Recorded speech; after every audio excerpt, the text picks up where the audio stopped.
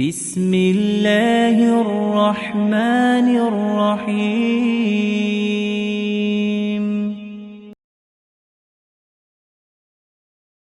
അസ്സലാമു അലൈക്കും വറഹ്മത്തുള്ളാഹി വബറകാതുഹു.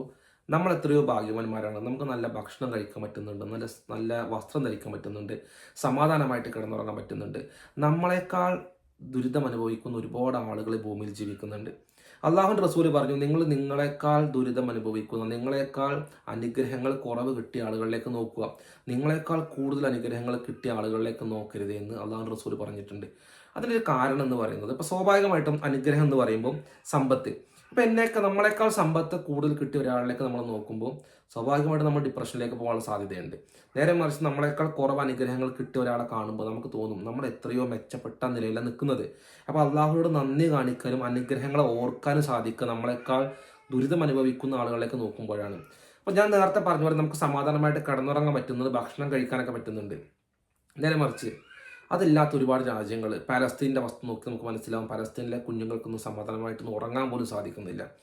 ഇതിനിടയിൽ ഈ എത്തിയസ്റ്റുകൾ, ഈ പുരോഗമനവാദികളൊക്കെ ലോകം മൊത്തം പ്രചരിപ്പിക്കുന്ന ഒരു കാര്യമാണ്, ഈ മുസ്ലിം രാജ്യങ്ങൾക്കോ അല്ലെങ്കിൽ മുസ്ലിങ്ങൾക്കും നോബൽ സമ്മാനം ലഭിക്കുന്നില്ല, കാര്യമായിട്ട് കിട്ടുന്നത് മൊത്തം വെസ്റ്റേൺ കൺട്രീസിനും ഈ സ്കാൻഡിനേവിയൻ കൺട്രീസിനൊക്കെയാണ്.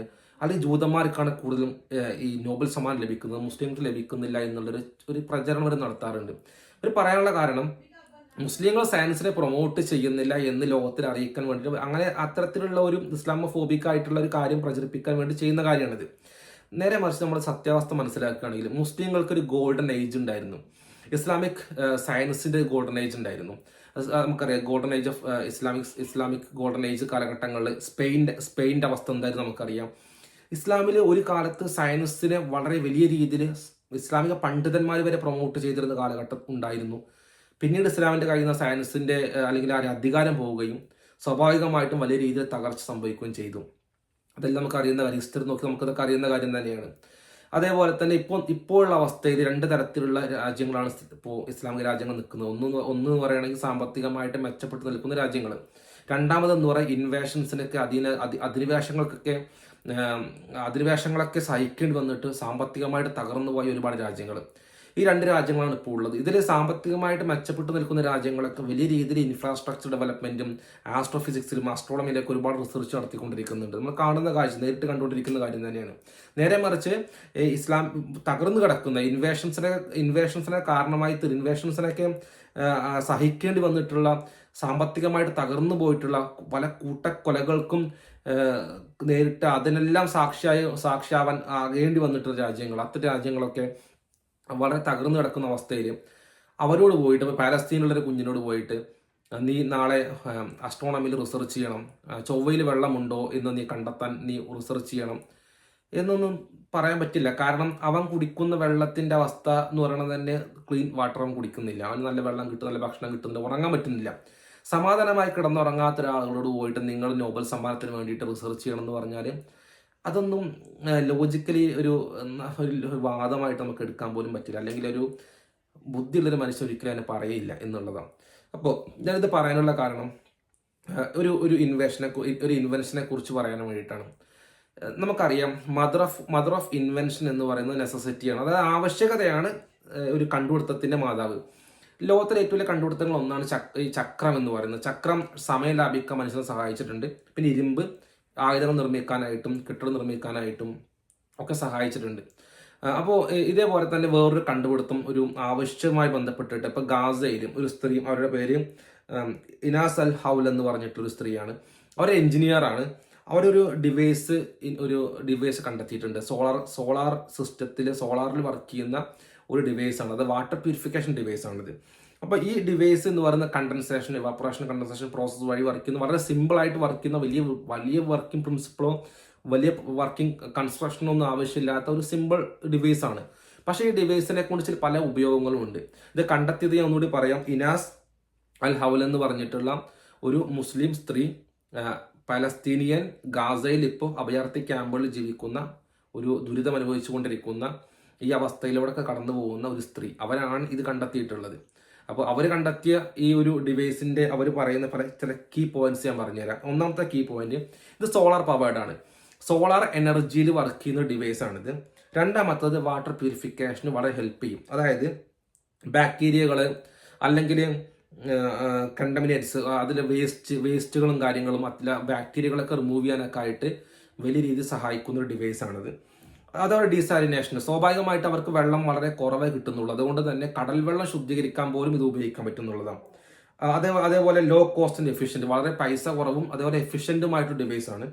പിന്നെ പൊട്ടൻഷ്യൽ ഇമ്പാക്റ്റ്, ഇതിനൊരുപാട് പൊട്ടൻഷ്യൽ ഇമ്പാക്റ്റ് ഉണ്ട്. ഭാവിയിൽ ഇത് risk of water bone diseases, അഥവാ നമ്മൾ പറയുന്ന ജലത്തിൽ നിന്നുണ്ടാവുന്ന രോഗങ്ങളൊക്കെ തടയാനും അതിൽ നിന്നൊക്കെ ജനങ്ങളെ സംരക്ഷിക്കാനും അഭയാർത്ഥി ക്യാമ്പിൽ ജീവിക്കുന്ന ആളുകളെ സഹായിക്കാനും അല്ലെങ്കിൽ അത്തരത്തിൽ ദുരിതം അനുഭവിക്കുന്ന ആളുകൾക്കൊക്കെ നല്ല വെള്ളം കുടിക്കാനും മാലിന്യമല്ലാത്ത വെള്ളം കുടിക്കാൻ സഹായിക്കും എന്നുള്ളതാണ് ഇതിൻ്റെ ഒരു കണ്ടുപിടുത്തത്തിൻ്റെ ഒരു കീ പോയിന്റ്സ് എന്ന് പറയുന്നത്. അടുത്തത് ഇവർ പറയുന്ന ഈ പലസ്തീനിയൻ പീപ്പിളെ എങ്ങനെയാണ്, പലസ്തീനിയൻ ആളുകളെ എങ്ങനെയാണ് ഇത് സഹായിക്കാൻ പോകുന്നത് പല വഴികളിൽ എന്നുള്ള ഒരു കാര്യം കൂടിയാണ് പറയുന്നത്. അത് access to clean drinking water, നല്ല ഡ്രിങ്കിങ് വാട്ടർ, നല്ല ക്ലീൻ വാട്ടർ കിട്ടും. നേരത്തെ പറഞ്ഞ പോയിന്റ് തന്നെയാണ്. അതേപോലെ തന്നെ വാട്ടർ ബോൺ ഡിസീസസ്, ഈ രോഗങ്ങളുടെ നിന്ന് രക്ഷപ്പെടുത്താനും സഹായിക്കും. അത് അത്തരം രോഗാണുക്കളിൽ നിന്നൊക്കെ അല്ലെങ്കിൽ രോഗങ്ങളിൽ നിന്നൊക്കെ ഇവരെ മുക്തമാക്കാൻ ഈ തരത്തിലുള്ള ഡിവൈസ് ഇവരെ സഹായിക്കും എന്നുള്ളതാണ്. അടുത്ത എംപവർമെന്റ് ഓഫ് കമ്മ്യൂണിറ്റീസ്. ഇത്ര ലോ കോസ്റ്റ് ഡിവൈസ് ഉണ്ടാക്കുമ്പോൾ സ്വാഭാവികമായിട്ട് ആ കമ്മ്യൂണിറ്റിക്ക് ഇടയിൽ ഒരു ഡെവലപ്മെന്റ് ഉണ്ടാക്കാനായിട്ടും കൂടുതൽ കണ്ടുപിടുത്തങ്ങൾ നടത്താൻ പ്രൊമോട്ട് ചെയ്യാനായിട്ട് അവരെ പരസ്പരം അതിനു വേണ്ടി മെച്ചപ്പെടുത്താൻ വേണ്ടിയും കൂടുതൽ എഡ്യൂക്കേഷൻ പ്രൊവൈഡ് ചെയ്യാൻ വേണ്ടിയിട്ടൊക്കെ സഹായിക്കും ഇത്. അതുപോലെ വാട്ടർ ഇനീക്വാലിറ്റി, തീർച്ചയായിട്ടും നമുക്കറിയാം വാട്ടർ ഇനീക്വാലിറ്റി ഉണ്ട്. അതായത് ഇസ്രായേൽ വെള്ളം കൊടുക്കുന്നത് വളരെ കുറച്ച് ക്ലീൻ അല്ലാത്ത മോശം വെള്ളമാണ് അവിടെ കൊടുക്കുന്നത്. നേരെ മറിച്ച് ഇസ്രായേലിലേക്ക് നല്ല വെള്ളം കിട്ടുകയും ഇവിടെ വളരെ കുറച്ച് വെള്ളം മാത്രം കൊടുക്കുകയും ചെയ്ത സമയമുണ്ട്. അങ്ങനെയാണ് ചെയ്തുകൊണ്ടിരിക്കുന്നത്. വാട്ടർ ഇനീക്വാലിറ്റി അവിടെ സംഭവിച്ചുകൊണ്ടിരിക്കുന്നത്. അപ്പോൾ വാട്ടർ ഇനീക്വാലിറ്റി അഡ്രസ്സ് ചെയ്യാം.